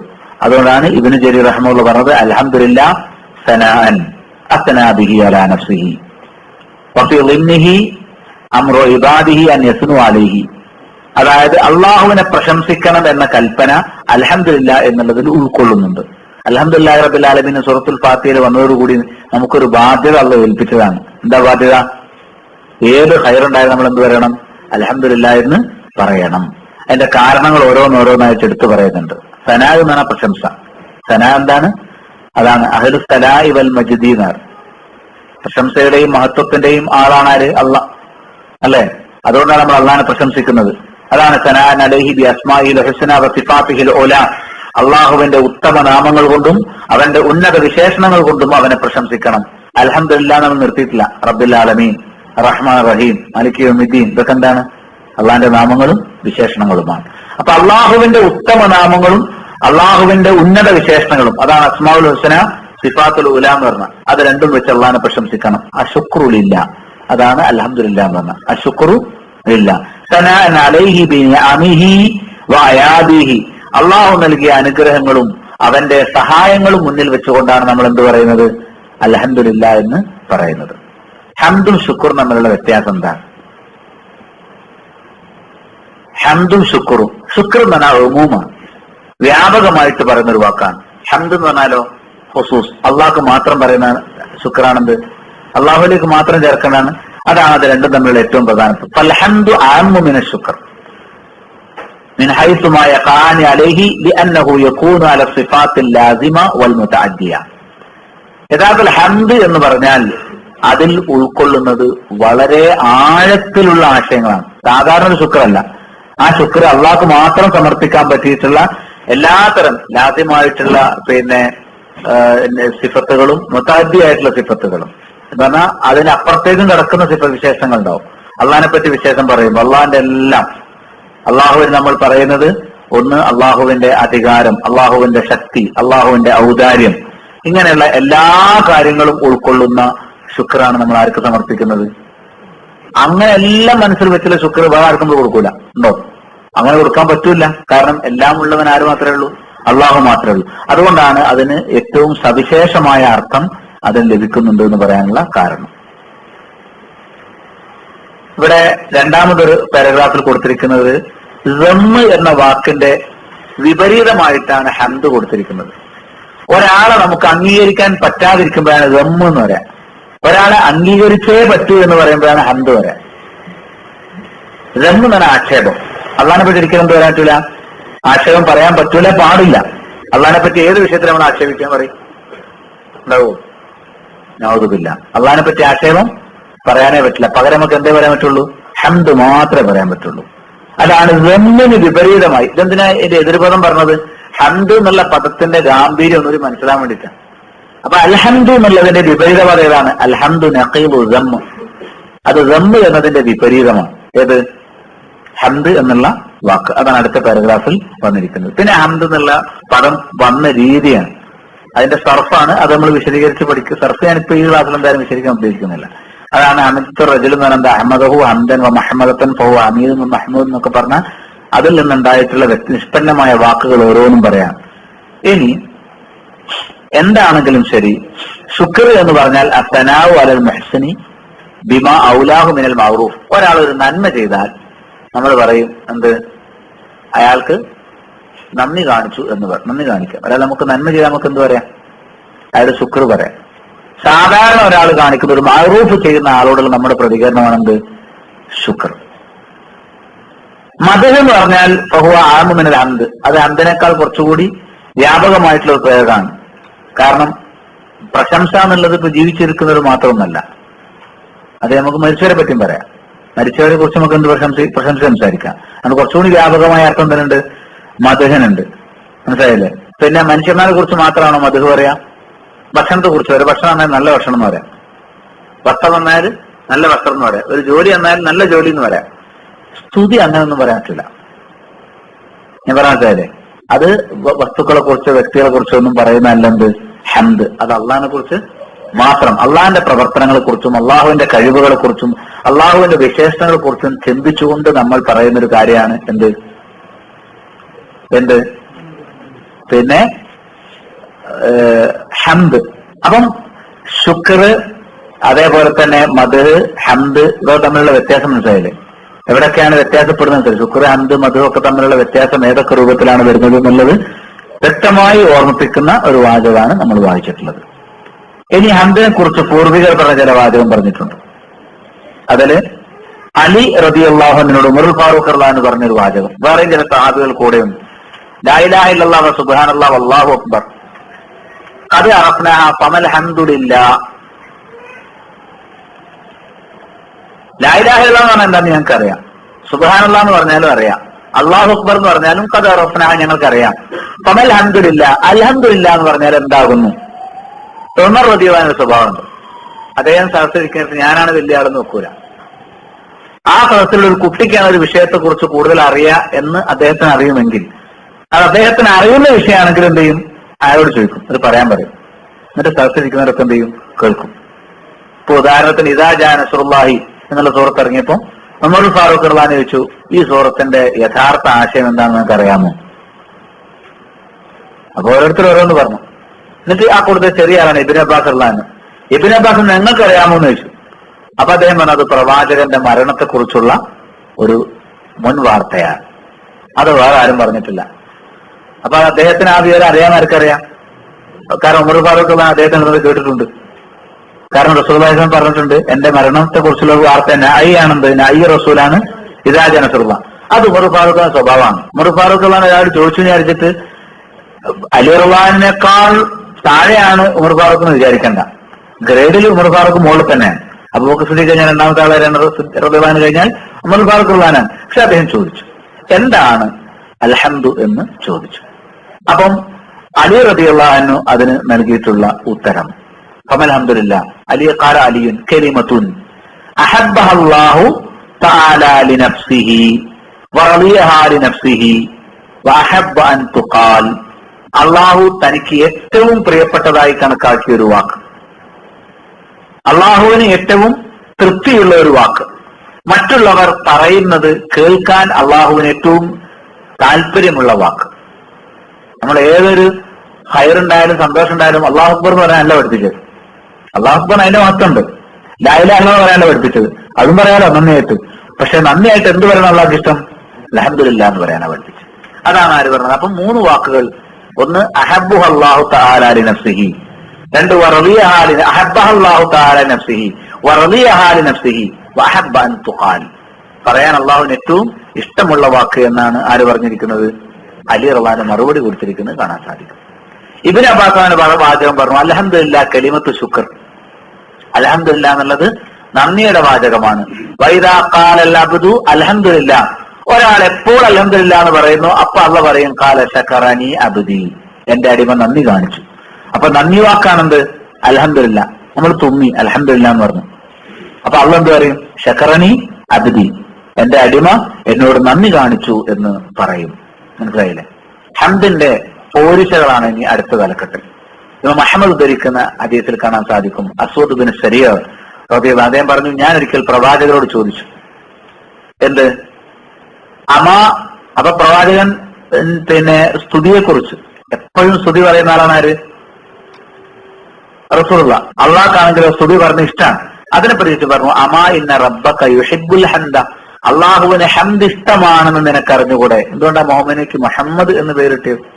പ്രശംസിക്കപ്പെടുന്ന ഒരാളാണ്. അതേ സമയത്ത് മുഹമ്മദ് നബി സ്വല്ലല്ലാഹു അലൈഹി വസല്ലം എന്ത് ചെയ്യുന്നുണ്ട്? എപ്പോഴും അൽഹംദുലില്ലാഹ് എന്ന് പറഞ്ഞു. നിങ്ങൾ എന്തിനാണ് എപ്പോഴും അൽഹംദുലില്ലാഹ് എന്ന് പറയുന്നത്? അള്ളാഹുവിന് സ്തുതി ഇഷ്ടമാണെന്ന് നിനക്കറിയില്ല എന്നാണ് ആരോട് ചോദിച്ചത്. അപ്പൊ എല്ലാവരും അറിഞ്ഞിരിക്കേണ്ട ഒരു കാര്യമാണ് എന്നുള്ള നിലക്കാണ് ഇമാം നസായി അദ്ദേഹത്തിന് സ്വന്തം ധരിച്ചിട്ടുള്ള ഈ വാചകം. മറ്റൊന്ന് ഇമാം തുർമുദി നസായി ഒക്കെ ധരിക്കുന്ന ഒരു ഹദീസാണ്. ജാബിർ ബിൻ അബ്ദുല്ലാഹ് റളിയല്ലാഹു പറഞ്ഞു റസൂലുള്ളാഹി സ്വല്ലല്ലാഹു അലൈഹി വസല്ലം പറഞ്ഞു അഫ്ളലു ദിക്ർ ലാ ഇലാഹ ഇല്ലല്ലാഹ് വഅഫ്ളലു ദുആ അൽഹംദുലില്ലാഹ്. ദിക്റിൽ ഏറ്റവും അഫ്ളലായത് ലാ ഇലാഹ ഇല്ലല്ലാഹ്. സുലാത്തിൽ ഏറ്റവും കനന്ന ദിക്ർ ഏതാണ്? ലാ ഇലാഹ ഇല്ലല്ലാഹ്. ദുആയിൽ ഏറ്റവും അഫ്ളലായത് എന്താണ്? അൽഹംദുലില്ലാഹ്. അപ്പൊ അൽഹംദുലില്ലാഹ് ദുആയും കൂടിയാണ്, വെറും ദിക്ർ മാത്രമല്ല. അള്ളാഹുവിന് സ്തുതി എന്ന് പറയുമ്പോൾ അള്ളാഹു എനിക്ക് എല്ലാ ഹൈറും നൽകണമെന്നുള്ളൊരു ദുആയും കൂടി അതിലുണ്ട്. അപ്പം ഏറ്റവും വലിയ ദുആയാണ് ഇത് അൽഹംദുലില്ലാഹ്. അപ്പൊ നമ്മൾ അൽഹംദുലില്ലാഹ് വർദ്ധിപ്പിക്കുന്നത് അള്ളാഹുവിലേക്ക് ഏറ്റവും അടുക്കാനുള്ള ഒരു വഴി കൂടിയാണ് എന്ന് കാണാൻ സാധിക്കും. മറ്റൊരു ഹദീസിൽ അനസ് ബിൻ മാലിക് റളിയല്ലാഹു അൻഹു റിപ്പോർട്ട് ചെയ്യപ്പെടുന്ന ഹദീസിൽ കാണാൻ സാധിക്കും. ഇമാം ഇബ്നു മാജ അദ്ദേഹത്തിന്റെ സുനനിൽ ഉദ്ധരിക്കുന്നു മാ അൻഅമല്ലാഹു അലാ അബ്ദിൻ നിഅമതൻ ഫഖാല അൽഹംദുലില്ലാഹ് ഇല്ലാ കാന അല്ലദീ അഅതാ അഫ്ളല മിമ്മാ അഖദ്. ഒരാൾക്ക് അള്ളാഹു ഒരു നിയമത്ത് കൊടുത്തു, അപ്പോൾ അയാൾ അൽഹംദുലില്ലാഹ് എന്ന് പറഞ്ഞു, എങ്കിൽ അയാൾക്ക് അള്ളാഹു അതിനേക്കാൾ മികച്ച നിയമത്ത് കൊടുക്കാതിരിക്കില്ല. നമുക്കള്ളൊരു ഹൈർ തന്നു, മനസ്സിലായില്ലേ? മകൾക്കൊരു നല്ല യോജിച്ചൊരു പുതിയാപ്പള്ളം കിട്ടി, അല്ലെങ്കിൽ നമ്മുടെ ജോലിയിൽ ഒരു നല്ല അവസ്ഥ ഉണ്ടായി, അല്ലെങ്കിൽ എന്റെ ഒരു വീട് നമ്മൾ പണി പൂർത്തിയാക്കി ഒരു വാഹനം വാങ്ങി, ഇത്ര ചെറുതാവട്ടെ ഒരു ഹൈറിട്ട് ഒരു പേന വാങ്ങി കൈ കീശിട്ട് നമ്മൾ എന്ത് പറയണം? അൽഹംദുലില്ലാഹ്. അപ്പൊ നമുക്ക് അതിന് ആ കാരണം അള്ളാഹ് അതിന്റെ പിറകെ എന്ത് ചെയ്യും? അതിനേക്കാൾ മികച്ചത് നമ്മൾ ചോദിക്കാത്തത്, നമ്മൾ ആവശ്യപ്പെടാത്തോ ആഗ്രഹിക്കാത്തോ അള്ളാഹു നല്ല എന്ത് ചെയ്യും? നൽകിയിരിക്കും. അപ്പൊ നിങ്ങൾ ഒരാൾക്ക് മാ അൻഅമല്ലാഹു അലാ അബ്ദിൻ നിഅമ, ഒരടിമ ഒരു നിയമത്ത് അവൻ അള്ളാഹ് നൽകിയിട്ടില്ല. ഫഖാല അൽഹംദുലില്ലാഹ്, അവൻ അൽഹംദുലില്ലാഹ് പറയുകയും ചെയ്തിട്ടില്ല. ഇല്ലാ കാനല്ലദീ അഅതാ, അള്ളാഹ് നൽകാതെ. അള്ളാഹ് നൽകാതെ ഇല്ല എന്നാ നൽകും, തീർച്ചയായിട്ടും അള്ളാഹ് നൽകും. അഫ്ളല മിമ്മാ അഖദ്, അവൻ സ്വീകരിച്ചതിനേക്കാൾ മെച്ചപ്പെട്ടത്. അതാണ് അൽഹംദുലില്ലാഹ് എന്ന് പറഞ്ഞതിന്റെ മറ്റൊരു പോരിശ. ഇനി ഇബ്നു മാജയിൽ നിന്ന് തന്നെ ഇബ്നു ഉമർ ധരിക്കുന്നതാണ് റസൂലുള്ളാഹി സ്വല്ലല്ലാഹു അലൈഹി വസല്ലം ഹദ്ദസഹും, പ്രവാചകൻ അവരോട് പറഞ്ഞു അന്ന അബ്ദൻ മിൻ ഇബാദില്ലാഹി ഖാല യാ റബ്ബി ലക്കൽ ഹംദു കമാ യൻബഗി ലിജലാലി വജ്ഹിക വഅളീമി സുൽത്താനിക ഫഅളലത് ബിൽ മലക്കൈനി ഫലം യദ്രിയാ കൈഫ യക്തുബാനിഹാ ഫസഇദാ ഇലല്ലാഹി ഫഖാല يا ربنا إن عبدا قد قال مقالة لا ندري كيف نكتبها قال الله وهو أعلم بما قال عبدي ماذا قال عبدي قال يا ربي إنه قال لك الحمد يا ربي كما ينبغي لجلال وجهك وعظيم سلطانك فقال الله لهما اكتبها كما قال عبدي حتى يلقاني فأجزيه بها. എന്റെ ഒരു അടിമ, അള്ളാഹുവിന്റെ അടിമകളിൽപ്പെട്ട ഒരു അടിമ യാ റബ്ബി ലക്കൽ ഹംദു എന്ന് പറഞ്ഞു. അള്ളാഹുവെ, എന്റെ റബ്ബെ, നിനക്ക് സ്തുതി. എന്നിട്ട് ഇങ്ങനെ കൂടി പറഞ്ഞു, കമാ യംബഗീ ലിജലാലി വജ്ഹിക്, നിന്റെ തിരുമുഖത്തിന്റെ മഹത്വത്തിന് യോജിച്ച പ്രകാരം നിനക്ക് സ്തുതി. നിന്റെ തിരുമുഖത്തിന്റെ മഹത്വത്തിന് യോജിച്ച പ്രകാരം നിനക്ക് സ്തുതി. വ അലീമി സുൽത്താനിക്, നിന്റെ ആധിപത്യത്തിന്റെ മഹത്വത്തിന് യോജിച്ച പ്രകാരം നിനക്ക് സ്തുതി. അത്രേ പറഞ്ഞിട്ടുള്ളൂ. അങ്ങനെ പറഞ്ഞപ്പോ രണ്ട് മലക്കുകൾ എന്ത് ചെയ്തു? അള്ളാന്റെ അടുത്ത് പോയിട്ട് പറയാണ്, അവർക്ക് അറിയില്ല അങ്ങനെ എഴുതി വെക്കണ്ടേ. അത്രയും വലിയ വാക്കാന്ന് അവർക്കറിയാം. ഇത് കർമ്മരേഖയിൽ എഴുതി വെക്കണ്ടേ. ഇത് എങ്ങനെയാണ് ഈ പറഞ്ഞ വാക്ക് എഴുതി വെക്കേണ്ടത്? അയാളൊരു നന്ദി കാണിച്ചു എഴുതിച്ചാൽ മതിയോ? ഹംദില്ല എന്ന് പറഞ്ഞ എഴുതിയാൽ മതിയോ? എന്താ എഴുതേണ്ടതെന്ന് അവർക്ക് അറിയില്ല. അങ്ങനെ അവർ അള്ളാന്റെ അടുത്ത് നിന്നിട്ട് പറയാണ്, നിന്റെ അടിമ ഒരു വാക്ക് പറഞ്ഞു, അത് എഴുതി വെക്കാൻ ഞങ്ങൾക്ക് അറിഞ്ഞൂടാ. അപ്പൊ തന്നെ പോയിട്ട് പറയാം, അള്ളാഹ്ക്ക് അറിയാം എന്താണ് അടിമ പറഞ്ഞതിലുണ്ട്. അള്ളാഹിന് അറിയാം. പിന്നെ അബുദൻ കഥക്കാല മക്കാത്തില്ലാതിരിക്കും എങ്ങനെ എഴുതേണ്ടത് ഞങ്ങൾക്ക് അറിയില്ല. വഹുവ ആലും ഉൾമാക്കാലാബുദു, അടിമ പറഞ്ഞ കാര്യം അള്ളാഹ്ക്ക് അറിയാം. എങ്കിലും അള്ള ചോദിക്കും, മാതാക്കാലാബുദി, എന്റെ അടിമ എന്താ പറഞ്ഞത്? അള്ളാഹ്ക്ക് അറിയായിട്ടല്ല, ഇവര് പറഞ്ഞ് കേൾക്കാനുള്ള ആ ഒരു നിലവാരത്തിൽ അള്ള ചോദിക്കും, എന്താ എന്റെ അടിമ പറഞ്ഞത്? അപ്പൊ അവരാ വാക്ക് പറയും. എന്താ പറഞ്ഞത്? യാ റബ്ബി ലക്കൽ ഹംദു യാ റബ്ബി കമാ യംബഗീ ലിജലാലി വജ്ഹിക് വഅലീമി സുൽത്താനിക്, നിന്റെ തിരുമുഖത്തിന്റെ മഹത്വത്തിനും നിന്റെ ആധിപത്യത്തിന്റെ വലുപ്പത്തിനും യോജിച്ച പ്രകാരം നിനക്ക് സ്തുതി എന്നാണ് പറഞ്ഞത്. അപ്പൊ അള്ള പറയും, അവൻ പറഞ്ഞ വാചകം എന്താണോ അത് അങ്ങനെ തന്നെ എഴുതി വെച്ചാൽ മതി, ചുരുക്കി എഴുതണ്ട. അതെന്ത് ചെയ്യുക? അങ്ങനെ തന്നെ എഴുതി വെക്കുക. മറ്റേ ഓരോ കർമ്മങ്ങൾ ചെയ്യുമ്പോഴും അതിന്റെ തലക്കെട്ട് അവർ എഴുതി വെച്ചു പോകും. ഇത് അതുപോലെ എന്ത് ചെയ്യണം? ഇത് അങ്ങനെ തന്നെ എഴുതി വെക്കണം. അത്രയും മഹത്വമേറിയ വാക്ക് എന്നാണ് അള്ളാഹുവിന് സ്തുതി പറഞ്ഞതിനെ കുറിച്ച് ഈ ഹദീസിൽ വന്നിരിക്കുന്നത്. പിന്നെ അൽഹംദു എന്ന് പറയുന്നത് ഇസ്തിഗ്റാഖാണ്. ഇസ്തിഗ്റാഖിന്റെ അല്ല് എന്ന് പറഞ്ഞാൽ എന്താ അറിയാമോ? അത് അവന് മാത്രം പറയേണ്ടത് സവിശേഷമായതിന് പത്രം മനസ്സിലാക്കി വെക്കാം കേട്ടോ. അല്ലാഹുമ്മ ലക്കൽ ഹംദു കുല്ലുഹു വലക്കൽ മുൽക്കു കുല്ലുഹു വബിയദിക്കൽ ഖൈറു കുല്ലുഹു വഇലൈക യുർജഉൽ അംറു കുല്ലുഹു എന്ന് പറയുന്ന ഒരു ഹദീസ് കാണാൻ സാധിക്കും. സ്തുതി മുഴുവൻ അള്ളാഹുവിന്, അധികാരം മുഴുവൻ അള്ളാഹുവിന്, നന്മ മുഴുവൻ അള്ളാഹുവിന്റെ കൈക്ക്, എല്ലാ കാര്യങ്ങളും മടങ്ങുന്നത് അള്ളാഹുവിലേക്ക്. അപ്പൊ സർവ്വതും എന്ന ഒരു ആശയം അൽ ഇസ്ലാം വരുമെന്നുണ്ടാവും, വരുന്നുള്ളതിന് തെളിവായിട്ടാണ് ആ ഹദീസ് കൊടുത്തിരിക്കുന്നത്. അടുത്തത് സ്വഹേ ഒന്ന് ഹസനാണ്. ഇപ്പം വായിച്ച ഹസനായി വന്നിട്ടില്ല. ഇപ്പോൾ സ്വഹയാണ്. ഞാൻ വൈഫായത് പ്രത്യേകം നോട്ട് ചെയ്ത് വെക്കുന്നുണ്ട്. എന്നോട് പറയും, വൈഫായതിൽ വളരെ അപൂർവമായിട്ടേ ഉണ്ടാവുള്ളൂ. കാരണം ഇത് ഞാൻ പറഞ്ഞേ, മുബാറക്കോട് നേരത്തെ 40 പണ്ഡിതന്മാര് ഒരുമിച്ച് ഇരുന്ന് പഠനം നടത്തി. മദീനയിലുണ്ടായിരുന്ന പണ്ഡിതന്മാരാണ്. അതിൽ മുബാറക്കൂര് ഇന്ത്യക്കാരനാണ്, അദ്ദേഹം മരണപ്പെട്ടുപോയി. അവരടക്കമുള്ള ഒരു സംഘം പണ്ഡിതം ചെയ്തതാണ്. എന്നാലും അവരെന്നതിന്റെ അടിയിൽ ലൈഫാണ് കൊടുത്തിട്ടുണ്ട്. അവർ ചിലത് ഉൾപ്പെടുത്തിയതിൽ ലോഫുണ്ട്, അല്ലെങ്കിൽ അതിന്റെ സ്ഥലത്ത് ലോഫുണ്ട് കണ്ടിട്ട് നമുക്ക് വായിക്കാം. കാണുമ്പോൾ തന്നെ കണ്ടുപോകാം. ഞാനത് ശ്രദ്ധിച്ചിട്ടാണ് എന്ത് ചെയ്യുന്നത്, വായിച്ചു പോകുന്നത് ഇൻഷാ അല്ലാഹ്. അടുത്തത് അൽഹംദുലില്ലാഹി റബ്ബിൽ ആലമീൻ. റബ്ബ് എന്ന വാക്കാണ് അടുത്ത്. ഇപ്പൊ ഹംദാണ് നമ്മൾ പറഞ്ഞത്. മായന റബ്ബ്. റബ്ബ് എന്നതിന്റെ ആശയം എന്താണ്? റബ്ബു ഹുവൽ മാലിക്കുൽ മുതസർരിഫു. അതിന്റെ നേർക്ക് നേരെ അർത്ഥം അൽ മാലിക് അൽ മുതസരിഫ്, വ്യവഹാരം നടത്തുന്ന ഉടമസ്ഥൻ. എല്ലാ കാര്യവും കൈകാര്യം ചെയ്യാൻ അധികാരമുള്ള ആൾക്കാണ് എന്താ പറയാ? റബ്ബ്. മുതസരിഫ് എന്നാണ് വ്യവഹാരി. പ്രപഞ്ചത്തിൽ എല്ലാ വ്യവഹാരം നടത്തുന്ന ആരാണ്? അള്ളാഹ്. എല്ലാത്തിനെയും ഉടമസ്ഥൻ ആരാണ്? അള്ളാഹ്. അൽ മാലിക് അൽ മുതസരിഫ്. അപ്പൊ യുത്ലഖു ഫി ലുഗത്തി അല തയ്യിബ്, ഭാഷയിൽ അതിന് എത്ര അർത്ഥമുള്ളൂ? യജമാനൻ. ഭാഷയിൽ എന്താർത്ഥം? സയ്യിദ്, യജമാനൻ. وعلى المتصرف للإصلاح فكل ذلك صحيح في حق الله ولا يستعمل الرب لغير الله بل بالإضافة تقول رب الدار. റബ്ബ് ഒറ്റക്ക് അള്ളാഹിനെ പറ്റി അല്ലാതെ പറയാൻ പാടില്ല, ഇലാഫത്ത് ചേർത്ത് പറയാം. വേറെ ഒന്നിലേക്ക് ചേർത്തിട്ട് എന്ത് ചെയ്യാം? റബ്ബുദ്ദാർ, വീടിന്റെ ഉടമാളത്തിൽ റബ്ബുദ്ദാർ എന്ന് പറയാം. ഖുർആനിൽ ഉപയോഗിച്ചിട്ടുണ്ട്. റബ്ബ് കഥ ഇന്നതിന്റെ ഉടമസ്ഥനർത്ഥത്തിൽ നമുക്ക് എന്ത് ചെയ്യാം? ഒരു വസ്തുവിലേക്ക് ചേർത്തിട്ട് റബ്ബ് എന്ന് പറയാം. പക്ഷെ റബ്ബ് ഇത് മാത്രം ആരെ കുറിച്ച് പറയാൻ പാടുള്ളൂ? യാ റബ്ബി എന്ന് ഉടമസ്ഥനെ കുറിച്ച് വിളിക്കരുത്. ഇപ്പൊ യൂസുഫ് അലൈഹി സ്വലാം അബ്ദുൽ അസീദിനെ കുറിച്ച് റബ്ബ് എന്ന് ഉപയോഗിച്ചത് ഖുർആനിലുണ്ട്. പക്ഷെ റബ്ബത്ത് ദാറാണ് ഉപയോഗിച്ചത്. ഈ വീടിന്റെ ഉടമസ്ഥൻ, വീട്ടുടമസ്ഥൻ എന്ന് പറയാം, റബ്ബുദ്ദാർ പറയാം. അങ്ങനെ ഒന്നിലേക്ക് ചേർത്തല്ലാതെ എന്ത് ചെയ്യാൻ പാടില്ല?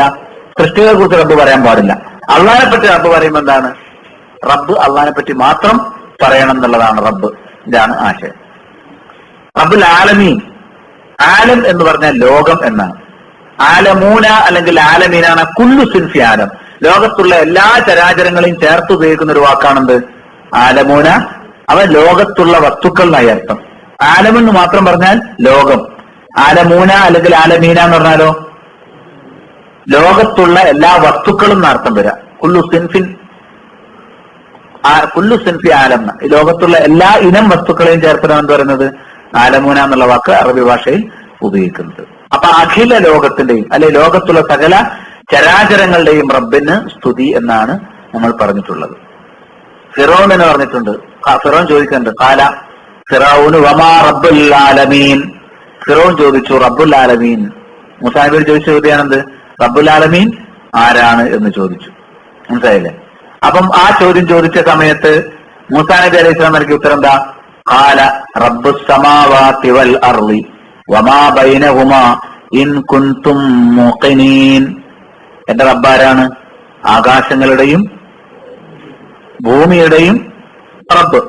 ആകാശങ്ങളുടെയും ഭൂമിയുടെയും റബ്ബ്. മനസ്സിലായില്ലേ? പിന്നെ അത് രണ്ടിനും ഇടയിലുള്ള സകല ചരാചരങ്ങളുടെയും റബ്ബ്. അതാണ് ആര്? സൂറത്ത് ഷുറായിലെ 24-ാമത്തെ ആയത്ത്. 26-ാമത്തെ സൂറത്ത് 24-ാമത്തെ ആയത്ത്. അത് മൂസാ ആ ഉത്തരത്തിൽ റബ്ബ് എന്ന് എന്താണുണ്ട്? ആകാശങ്ങളും ഭൂമിയും അതിന്റെ എല്ലാ വസ്തുക്കളെയും അടക്കി ഭരിക്കുന്നവനെന്ന് കാണാൻ സാധിക്കും.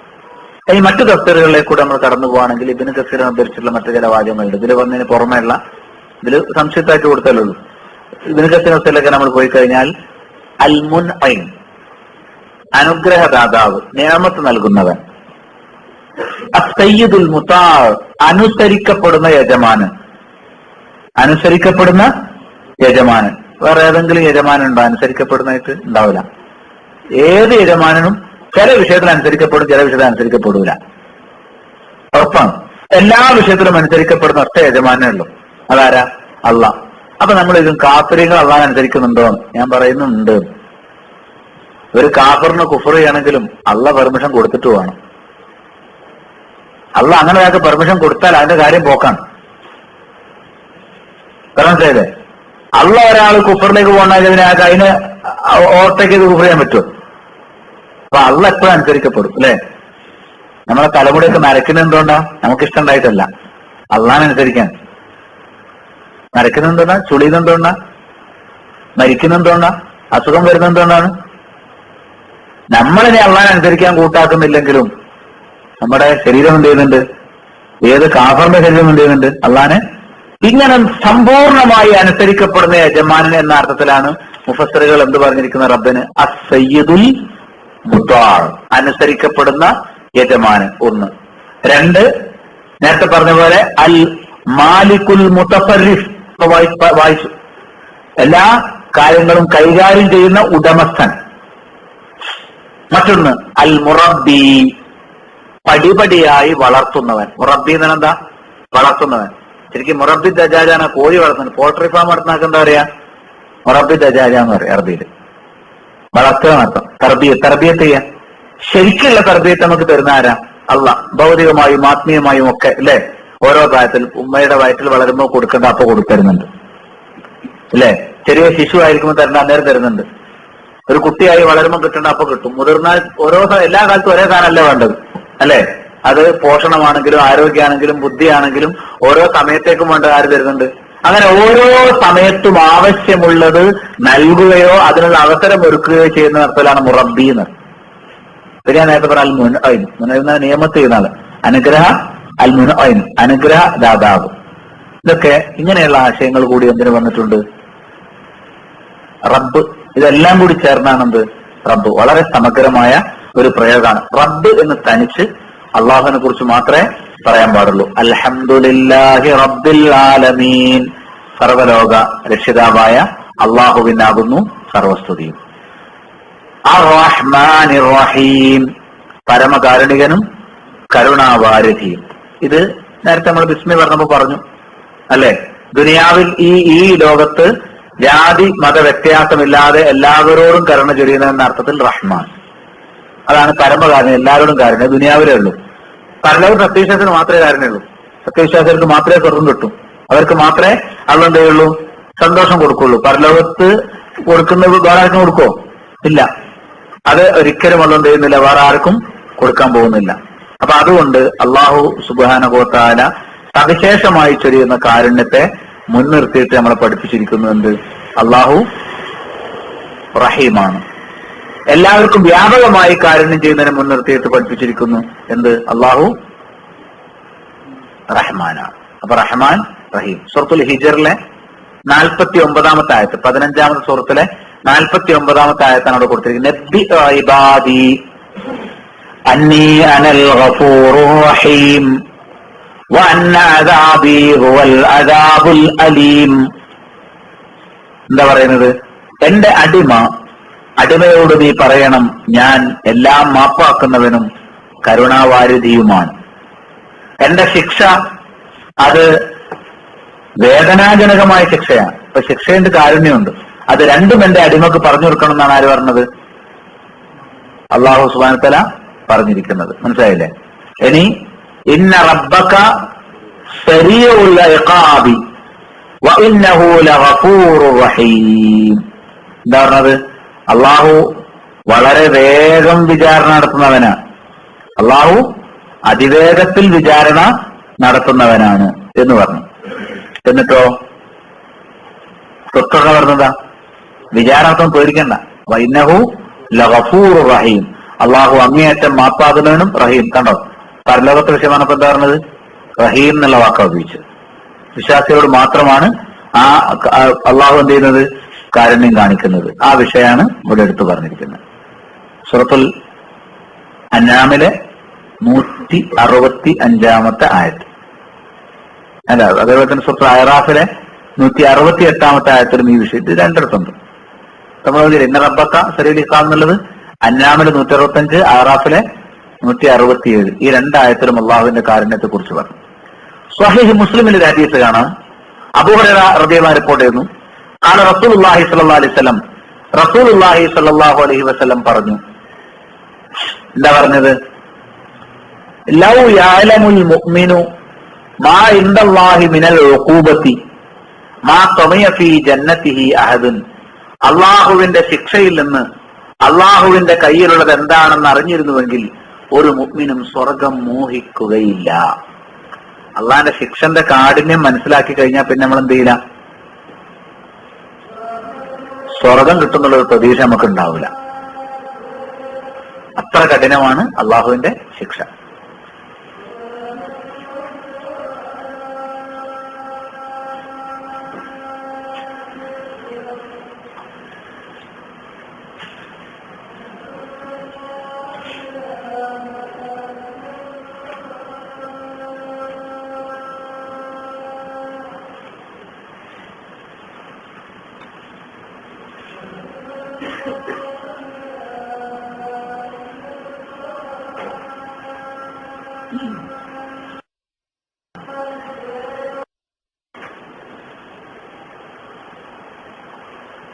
ഞാൻ ഇടയ്ക്ക് 2 ക്ലാസ്സുകളെ കുറിച്ച് പറയാം. ഒന്ന് വരുന്ന ശനി ഞായർ.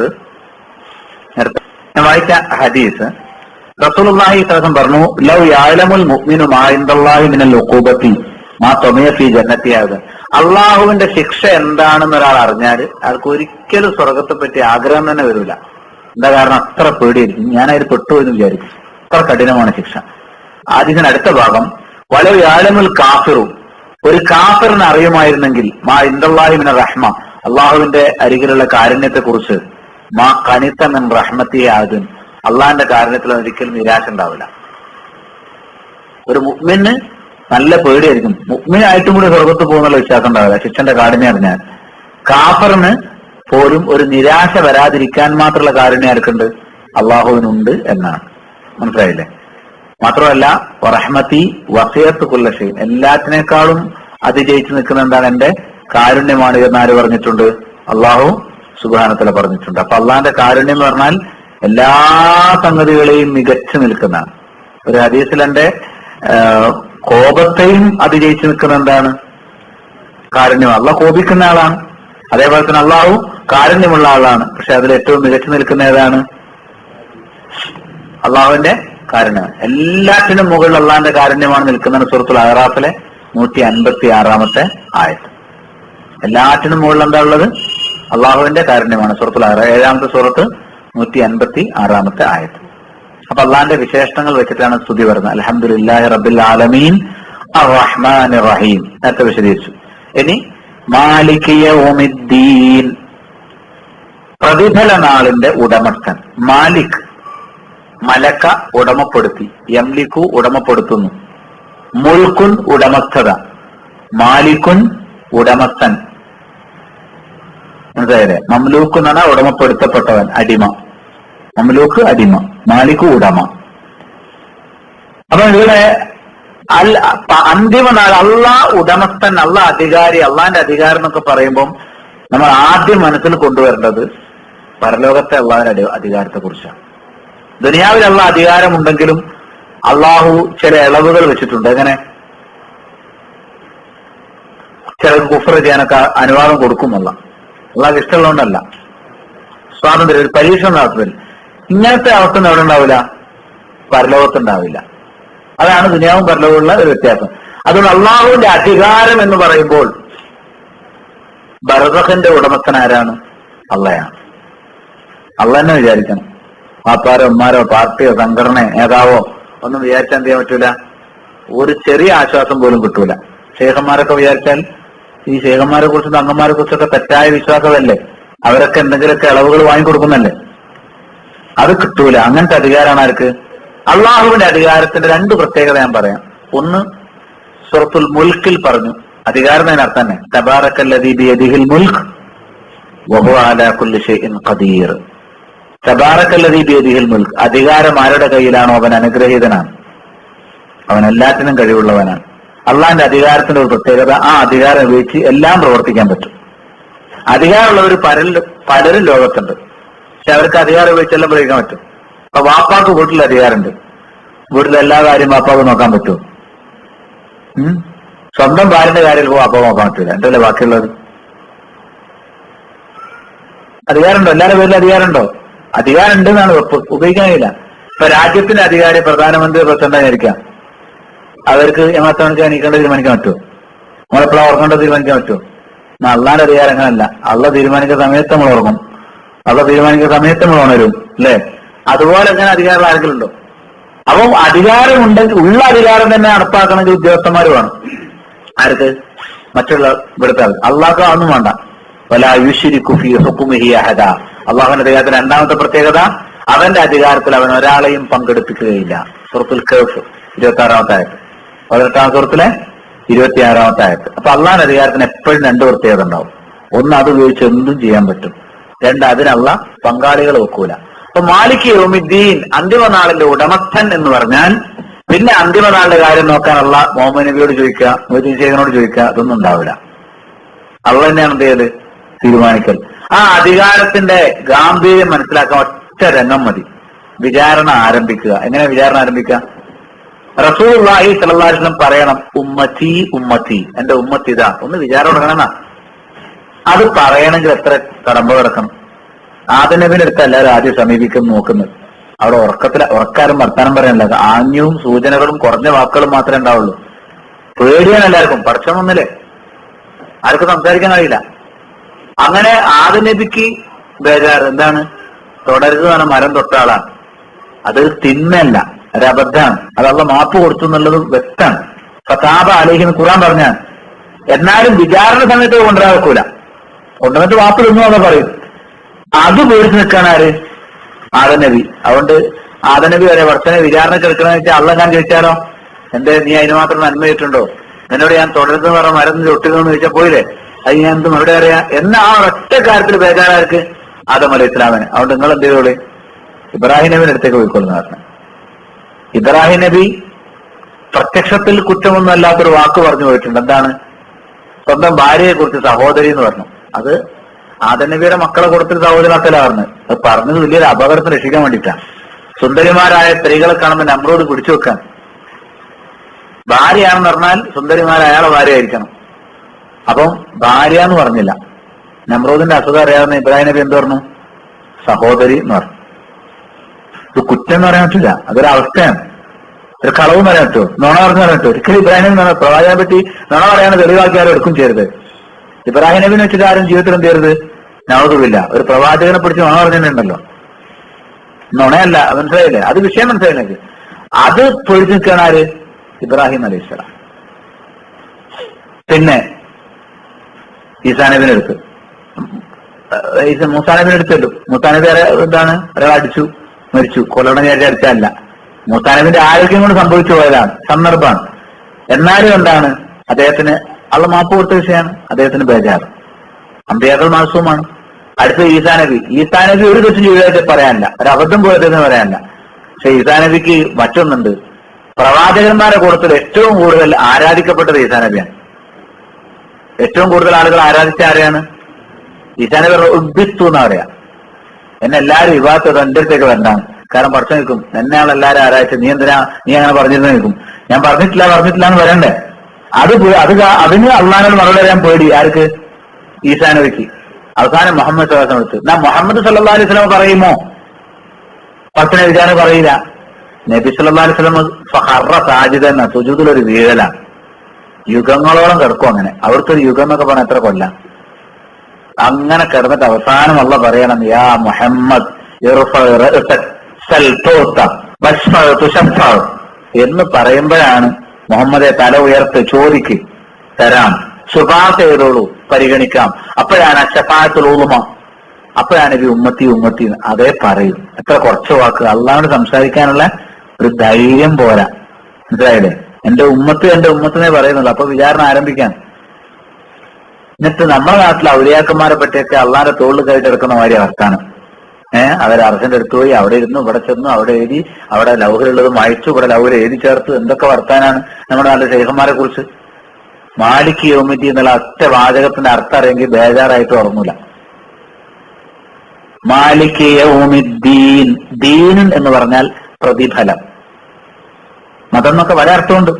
ഇവിടെ അർത്ഥം എന്താണ്? കൂലി. പ്രതിഫലം പറഞ്ഞാൽ പരലോകത്ത് സ്വർഗമോ നരകമോ കൊടുക്കും. അപ്പൊ സ്വർഗ നരകത്തിന്റെ ദിവസം അതിന്റെ ഉടമസ്ഥനാണ് ആര്? അള്ളാഹ്. അള്ളാന്റെ അധികാരത്തിന്റെ എല്ലാം നിറഞ്ഞു നിൽക്കുന്ന ഒരു സമയമാണ്. അത് നമ്മൾ ശരിക്കും മനസ്സിൽ വെക്കണം.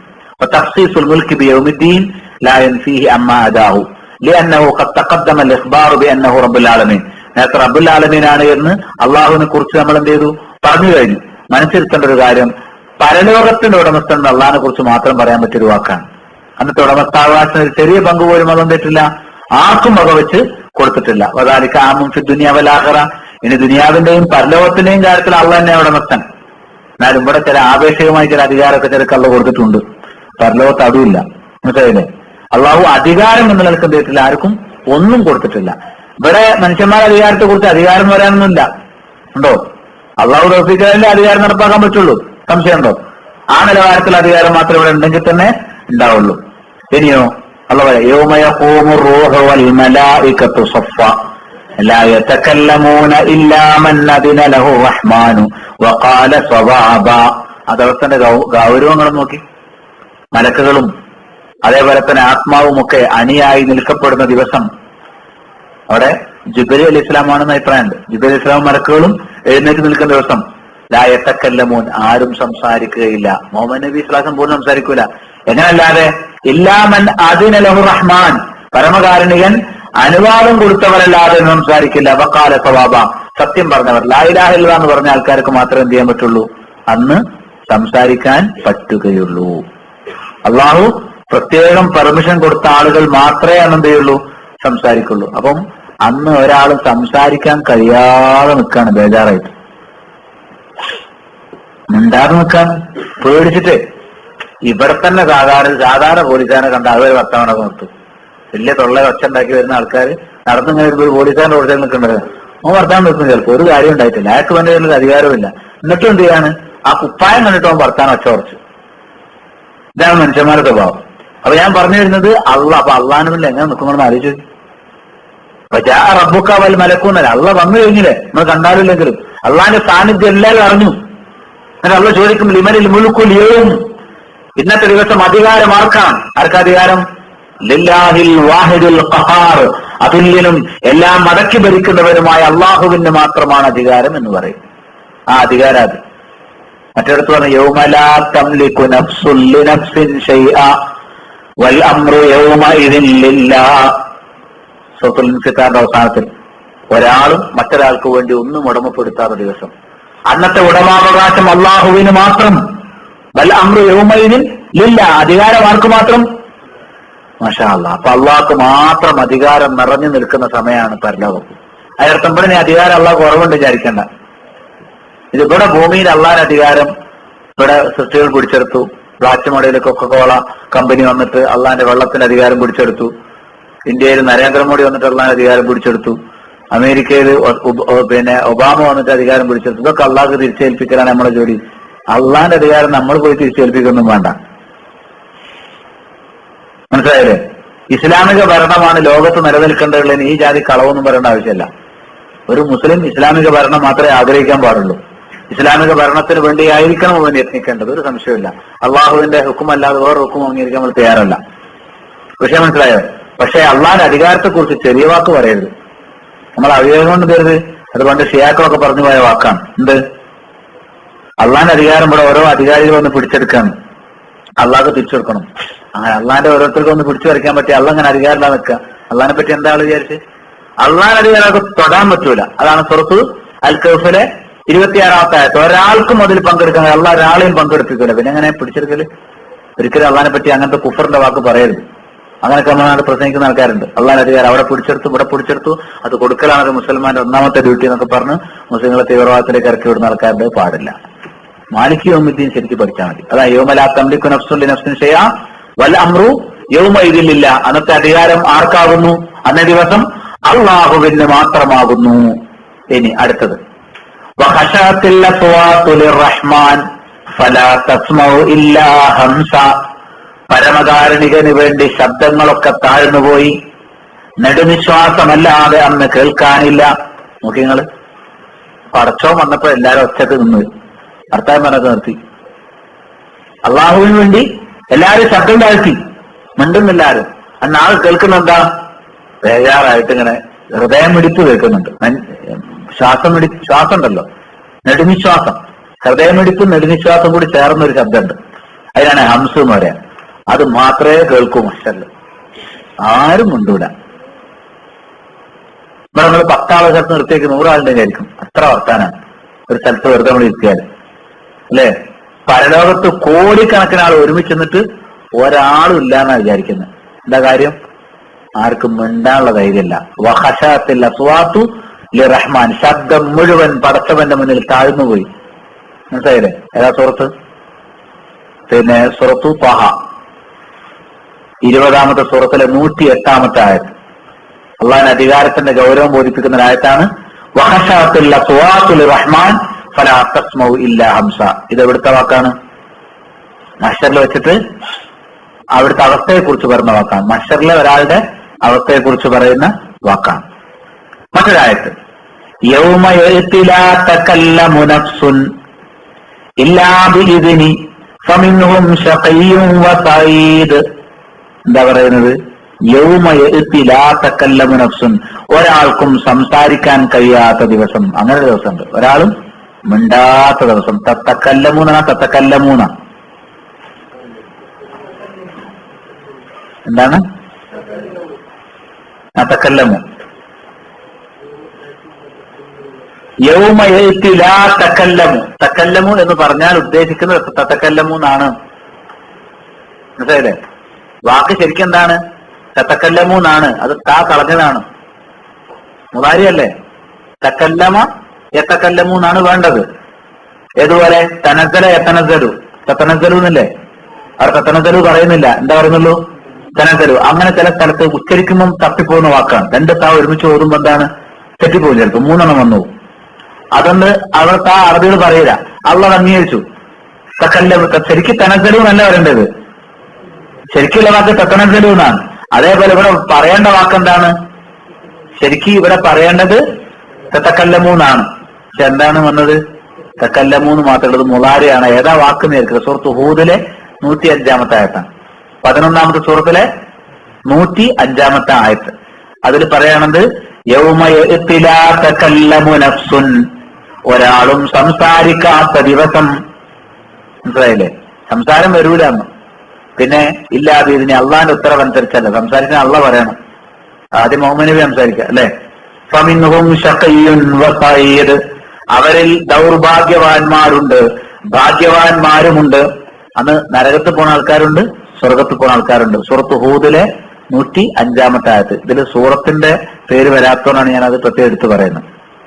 ലഹാക്ക് പറഞ്ഞു, ഇബ്നു അബ്ബാസ് ഉദ്ധരിക്കുക. ലഹാക്ക് എന്ന താബിയാണ്, ഇബ്നു അബ്ബാസ് എന്ന സ്വഹാബിയാണ്. അദ്ദേഹം ഉദ്ധരിക്കാണ് മാലിക് യൗമിദ്ദീൻ എന്ന് പറഞ്ഞാൽ യഖൂലു ലാ യംലികു അഹദുൻ മഅഹു ഫീ ദാലികൽ യൗമി ഹുക്മൻ, അന്നത്തെ ദിവസം അവന്റെ അധികാരത്തിന്റെ കൂടെ മറ്റൊരാളും അധികാരം കൈയാളുന്നില്ല. കമുൽക്കിഹിം ഫി ദുനിയ, ദുനിയാവിൽ പലരും അള്ളാഹു കൊടുത്തതനുസരിച്ച് അധികാരം കൈയാളാറുണ്ടല്ലോ, അതുപോലെ അല്ലേ? ദുനിയാവിലുള്ള അധികാരം പലരുടെ കയ്യിൽ കൊടുത്തിട്ടില്ലേ? ചെറുതൊക്കെ അള്ളാഹിന്റെ അധികാരം അല്ലാന്നല്ലേ ഉള്ളൂ. ആ അധികാരം പോലും എവിടെല്ല. ദുനിയാവിൽ രാജാവുണ്ട്, നേതാവുണ്ട്, പ്രസിഡന്റ് ഉണ്ട്, സെക്രട്ടറി ഉണ്ട്, പലതുണ്ട്, പാപ്പുണ്ട്, ഉമ്മുണ്ട്, വലുതുണ്ട്. അവിടെ ഒന്നുമില്ല. അവിടെ എല്ലാരും ഇങ്ങനെ സമീനാവാത്തേനാണ് കേട്ട് നിൽക്കുക, പഠിച്ചോനെടുത്ത്. മനസ്സിലായില്ലേ? ഓച്ചാനിച്ച് നിൽക്കുക. ഇതാണ് മാലിക് യൗമുദ്ദീൻ. യൗമുദ്ദീൻ എന്ന് പറഞ്ഞാൽ പ്രതിഫല നാൾ എന്നാണ് അതിന്റെ അർത്ഥം. യൗമുൽ ഹിസാബ്, വിചാരണയുടെ നാൾ എന്നാണ് അതിന്റെ ആശയം. അൽ മുൽക്കു വ മലിക്കുൽ അംലാക്കി ഹുവല്ല. നമുക്ക് അതിന്റെ അവസാന ഭാഗത്തേക്ക് പോകാം. അതൊരു വായിച്ച് നമുക്ക് ഇന്നത്തത് നിർത്താം. എന്താണ് അധികാരം? മലിക്കുൽ അംലാഖ്, അൽ മലിക്, ഇത് രണ്ടും ആരാണ്? മാലിക് എന്നും പറയാം, മലിക് എന്നും പറയാം. മാലിക് യൗമുദ്ദീൻ മാത്രമല്ല, മലിക് യൗമുദ്ദീൻ ഉണ്ട്. എല്ലാ രാജാക്കന്മാരുടെയും രാജാവാണ് മലിക്കുൽ അംലാഖ്. രാജാവ് ആരാണ്? അള്ളാഹ്. മലിക്കിന്നാസ് എന്നല്ലേ? അതുപോലെ മലിക് യൗമുദ്ദീൻ എന്നും പറയാം, മാലിക് യൗമുദ്ദീൻ എന്നും പറയാം. രാജാക്കന്മാരുടെ രാജാവ്, ഷാഹിൻ ഷാ എന്നൊക്കെ പറയല്ലേ? ഒരിക്കലും അങ്ങനെ പേരിടാൻ പാടില്ല. ഷഹൻ ഷാ എന്ന ഒരാൾക്ക് എന്ത് ചെയ്യരുത്? പേരിടരുത്. അതാര് മാത്രമാണ്? അള്ളാഹ് മാത്രമാണ്. വൽ മുൽക്കു ഫിൽ ഹഖീഖത്തി ഹുവ, വൽ മലികു ഫിൽ ഹഖീഖത്തി ഹുവ. അധികാരി യഥാർത്ഥത്തിൽ അള്ളാഹു മാത്രമാണ്. ഹുവല്ലാഹു അല്ലദീ ലാ ഇലാഹ ഇല്ലാഹു, അള്ളാഹു, അവനല്ലാതെ ആരാധനക്കർഹനില്ല. അൽ മലിക്, അവൻ രാജാവാണ്. അൽ ഖുദ്ദൂസ്, പരമപരിശുദ്ധനാണ്. അസ്സലാം, അവൻ സമാധാനം നൽകുന്നവനാണ്. അൽ മുഅ്മിൻ, അൽ മുഹൈമിൻ, അൽ അസീസ്, അൽ ജബ്ബാർ നമുക്ക് പഠിച്ചില്ലേ? അൽ മുതക്കബ്ബിർ, അള്ളാഹു എല്ലാവരെയും സംരക്ഷിക്കുന്നവനാണ്, എല്ലാത്തിനും മേൽനോട്ടമുള്ളവനാണ്, പ്രതാപിയാണ്, സ്വേച്ഛാധിപതിയാണ് എന്നൊക്കെ കാണാൻ സാധിക്കും. മനസ്സിലായില്ലേ? അപ്പൊ എന്താണ്? അള്ളാഹുവിന്റെ അരികിൽ മലിക്കുൽ അംലാഖ് എന്ന് പേര് വെച്ചവനാണ് ഏറ്റവും അധമൻ. അഹനോ ഇസ്മിൻ ഇൻദല്ലാഹി റജുലുൻ തസമ്മാ ബി മലിക്കുൽ അംലാഖ്, ഒരാൾക്ക് മലിക്കുൽ അംലാഖ് ഷഹൻഷാ എന്ന് പേരിട്ടാൽ അള്ളാഹുവിന്റെ അടുത്ത് പേരുകൊണ്ട് ഏറ്റവും മോശമായ പേരുള്ള ആർക്കാണ്? മലിക്കുൽ അംലാഖ് എന്ന് പേരിട്ടാൽ. അങ്ങനെ പേരിടാൻ പാടില്ല. ഒരു ഷാ എന്ന് മാത്രം ഇടുന്ന മാതിരിയല്ല, ഷഹൻഷാ എന്ന് പേരിടാൻ പാടില്ല. അങ്ങനെ ഇടുന്നതിന് ഏറ്റവും വൃത്തികെട്ട പേര്, ഏറ്റവും മോശം പേര്. അള്ളാഹുവിനെ തീരെ പരിഗണിക്കൂല. കാരണം വല മാലിക്ക ഇല്ലല്ലാ, അള്ളാഹു അല്ലാതെ മാലിക്കായിട്ട് മറ്റാരുമില്ല എന്നാണ്. ഇത് കാണാം. അള്ളാഹു ഭൂമിയെ ചുരുട്ടും, ഭൂമിയെ പിടിക്കും, ആകാശത്തെ അവന്റെ വലങ്കരം കൊണ്ട് ചുരുട്ടും. സുമ്മയഖൂലു, എന്നിട്ട് പറയും അനൽ മലിക്, ഞാനാണ് രാജാവ്. അയിന മുലൂക്കുലർ, ദുനിയാവിലെ രാജാക്കന്മാരൊക്കെ എവിടെ? അയിനൽ ജബ്ബാറൂൻ, സ്വേച്ഛാധിപതികൾ എവിടെ? അയിനൽ മുത്തക്കബ്ബിറൂൻ, അഹങ്കാരികൾ എവിടെ? നമ്രൂദ് ഫിറൗനൊക്കെ അവിടെ പോയി നിൽക്കും. എവിടുന്ന്? മഹ്ശറിന് ചോദിക്കും. എല്ലാരെയും ഒരുമിച്ച് കൂട്ടി മഹ്ശർ കൊണ്ടുവന്നിട്ട് അള്ളാഹ് ചോദിക്കും, എല്ലാരും എവിടെ പോയി? അതായത് ആരും ഒന്നും മിണ്ടാതെ ബേജാറായി അന്താളിപ്പിൽ നിൽക്കുന്ന ഒരു സമയമാണ് അത്.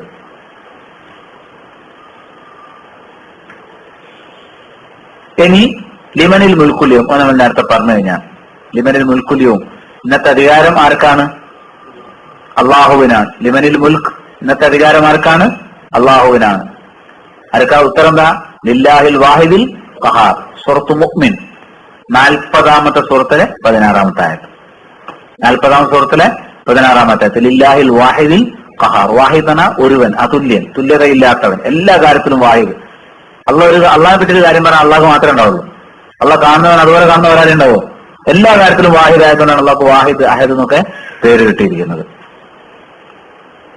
പിന്നെ സൃഷ്ടികളെ കുറിച്ച് രാജാവ് എന്ന അർത്ഥത്തിൽ മലിക്ക് ഉപയോഗിക്കാറുണ്ട്, കുഴപ്പമില്ല. മനസ്സിലായില്ലേ? പക്ഷെ പ്രതിഫലദാനത്തിന്റെ ഉടമസ്ഥന് ആര് മാത്രമേ ഉണ്ടാവുള്ളൂ? അള്ളാഹു മാത്രമേ ഉള്ളൂ. ആ വിഷയമാണ് ഇവിടെ കൊടുത്തിരിക്കുന്നത്. ദീൻ എന്ന വാക്ക് വന്നിട്ടുള്ള മറ്റു ചില ആയത്തുകൾ കൊടുത്തിട്ടുണ്ട്. അത് വിചാരണ, പ്രതിഫലം, ജസാ, ഹിസാബ് എന്ന അർത്ഥത്തിലാണ് ഇത് ഉപയോഗിക്കുന്നത്. ദീൻ കീഴ്പ്പെടുക എന്നാണ് ആ വാക്കിന്റെ ശരിയായ അർത്ഥം. ആ വിഷയമാണ് ഇവിടെ പറഞ്ഞിരിക്കുന്നത്. ഇനി അടുത്തത് ഇയ്യാക നഅ്ബുദു വ ഇയ്യാക നസ്തഈൻ. ഇൻഷാ അല്ലാഹ് നമുക്ക് അടുത്ത ആഴ്ച വയ്ക്കാം. സുബ്ഹാനക്കല്ലാഹുമ്മ വബിഹംദിക അശ്ഹദു അല്ലാ ഇലാഹ ഇല്ല അൻത അസ്തഗ്ഫിറുക വ അത്തൂബു ഇലൈക്.